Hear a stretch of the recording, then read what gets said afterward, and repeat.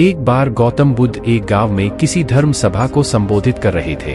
उसी गांव में एक बहुत गरीब आदमी भी रहता था और वह सभा में आने जाने वाले लोगों के चेहरे देखता था और सोचता था कि जब ये लोग जाते हैं तो इतने दुखी रहते हैं, लेकिन जब ये वापस आते हैं तो इनके चेहरे पर मुस्कुराहट होती है।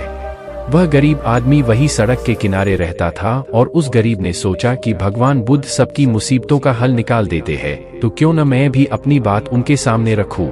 यह सोचकर गरीब व्यक्ति भी निकल दिया और वहां जाकर उसने देखा कि सभी लोग लाइन में खड़े हैं और एक एक करके अपनी समस्या बता रहे हैं।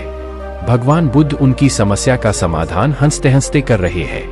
अब उस गरीब व्यक्ति की बारी आई और उसने महात्मा बुद्ध से कहा, भगवान इस गांव में लगभग सभी खुश है, सबके पास पर्याप्त धन है, सुख है, फिर मैं ही क्यों गरीब हूँ? आखिर मेरे पास ही कुछ भी क्यों नहीं है?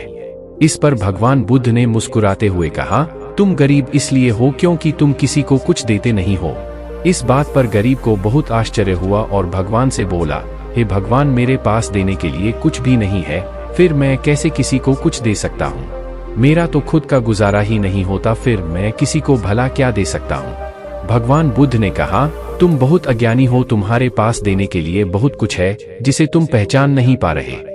तुम्हारे पास देने के लिए मुस्कुराहट है जिसे तुम लोगों को देकर खुश कर सकते हो। तुम्हारे पास मुंह है, तुम मुंह से 2 मीठे शब्द बोल सकते हो। भगवान ने तुम्हें हाथ पैर दिए हैं जिससे तुम लोगों की मदद कर सकते हो।